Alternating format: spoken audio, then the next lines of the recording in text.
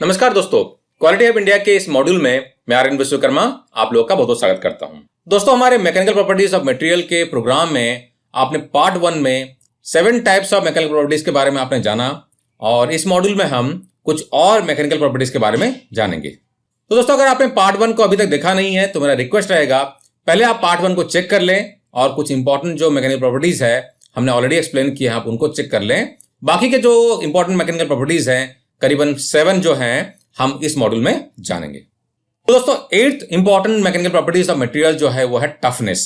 तो दोस्तों, अगर टफनेस को हम डिफाइन करेंगे तो डिफाइन कर सकते हैं कि ability of material to withstand both the plastic and elastic deformation. यानी कि हम एक तरीके से बोल सकते हैं कि जब मटेरियल पर कोई एक्सटर्नल लोड अप्लाई कर रहा हो तो ये कितना अमाउंट ऑफ एनर्जी जो है ये अब्सॉर्ब कर सकता है फ्रैक्चर या फेलियर होने से पहले। टफनेस का इस्तेमाल दोस्तों हम उस तरह के मटेरियल में करते हैं जो कैरेक्टरिस्टिक्स इंपॉर्टेंट पैरामीटर, जहां पर कि हम जो मटेरियल का इस्तेमाल किसी मशीन पार्ट के लिए किसी इंडस्ट्री में करना चाह रहे हो, जहां पर कि हम high shock and vibration level का हम चाहते हो कि मटेरियल विथस्टैंड करे। तो दोस्तों, toughness as a mechanical properties हम उन मटेरियल में इसका इस्तेमाल करते हैं स्पेशली स्ट्रक्चरल और मशीन पार्ट के लिए, जहां पर कि material continuously shock and vibration withstand करना पड़ता हो। तो दोस्तों, एक तरीके से हम कह सकते हैं कि टफनेस जो है वो कैरेक्टरिस्टिक्स है मटेरियल का, यानी कि वो एबिलिटी है जिसमें कि वो इम्पैक्ट को विथस्टैंड कर पा रहा हो, और कोई मटेरियल जितना ज्यादा इम्पैक्ट विथस्टैंड कर पाए हम उस मटेरियल को उतना टफ मटेरियल कहेंगे। अगला इंपॉर्टेंट प्रॉपर्टी है दोस्तों रेजिलियंस। तो रेजिलियंस जो है दोस्तों एक अलग तरह की प्रॉपर्टी है और ये जो है बेसिकली ये भी बात करती है कि ability of material to absorb energy, लेकिन इलास्टिकली, यानी कि ये परमानेंटली एनर्जी को अब्सॉर्ब नहीं करेगी जैसे कि हमने टफनेस की बात की थी। यहां पर इलास्टिकली बात कर रहे हैं, यानी कि जब लोड को रिमूव किया गया तो मटेरियल जो है जैसे कि स्प्रिंग काम करता है अपने एनर्जी को रिलीज कर देगी और किसी मटेरियल में जो मैक्सिमम अमाउंट ऑफ एनर्जी वो रिस्टोर कर सकती है अप टू इलास्टिक लिमिट, उसे हम कहते हैं प्रूफ रेजिलियंस। और proof resilience per unit volume उसे हम कहते हैं मॉडुलस ऑफ रेजिलियंस। और जिन मटेरियल में ये प्रॉपर्टी होती है उसे हम स्प्रिंग बनाने के लिए, स्प्रिंग मैन्युफैक्चरिंग करने के लिए इस्तेमाल करते हैं। और टफनेस की तरफ में ये प्रॉपर्टी जो होती है मटेरियल में शॉक और वाइब्रेशन को विथस्टैंड करने की कैपेसिटी देती है। दोस्तों, काफी बार हम इस प्रॉपर्टीज को स्प्रिंग बैक पोटेंशियल के तौर पर भी इंडस्ट्री में जानते हैं। नेक्स्ट प्रॉपर्टी है दोस्तों हार्डनेस। हार्डनेस जो है दोस्तों ये मटेरियल की वो प्रॉपर्टी होती है जो इसको एबिलिटी देती है कि वो स्क्रैचिंग, कटिंग, अब्रेशन या इंडेंटेशन या पेनिट्रेशन को विथस्टैंड कर पाए।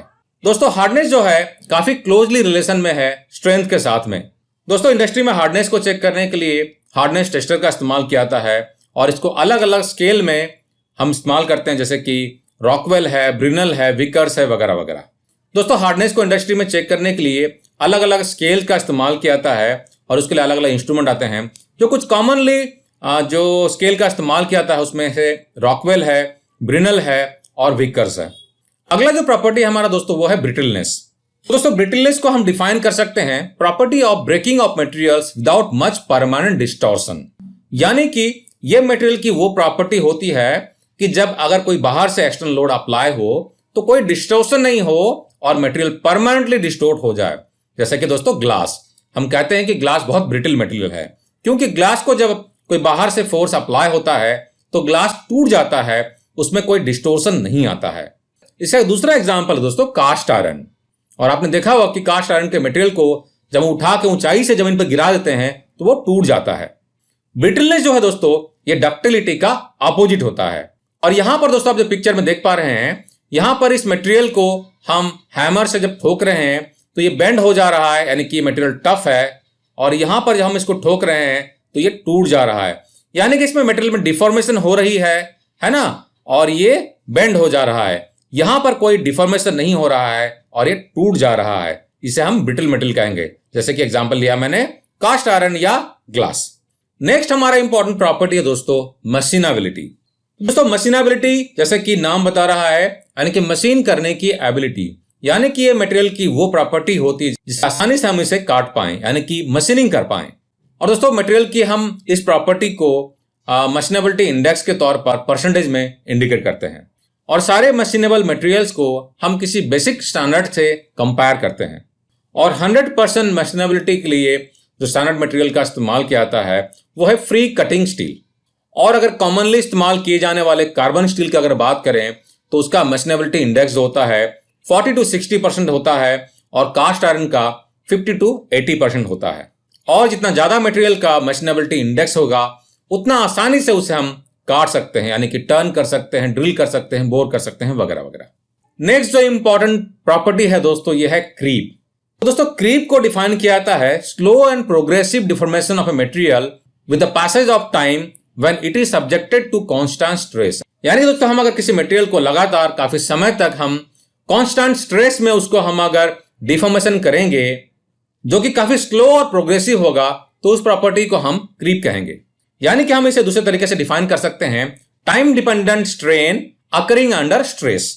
जब हम बात करते हैं मटेरियल पर कॉन्स्टेंटली लोड अप्लाई करके हम उसे एक्सपोज करेंगे डिफॉर्मेशन के लिए, तो ये जो लोड है ये उसके यील्ड स्ट्रेंथ से लेस होना चाहिए। और दोस्तों मटेरियल के क्रीप के 3 स्टेजेस होते हैं और पहले स्टेज में दोस्तों मटेरियल जो है बहुत ही रैपिडली इलोंगेट करता है लेकिन डिक्रीजिंग रेट में करता है। और दूसरे स्टेज में दोस्तों मटेरियल का जो इलोंगेशन रेट रहता है वो काफी कांस्टेंट रहता है। और थर्ड स्टेज में मटेरियल का जो इलोंगेशन रहता है वो रैपिडली इंक्रीज करता है जब तक कि वो फेल ना कर जाए। तो दोस्तों हम क्रीप को समराइज कर सकते हैं कि एक टाइम डिपेंडेंट डिफॉर्मेशन है अंडर सर्टेन अप्लाइड लोड और ये जनरली जो है हाई टेम्परेचर में अकर करता है, लेकिन कुछ मटेरियल में ये लो टेम्परेचर में भी अकर कर सकता है जैसे कि लेड और ग्लास।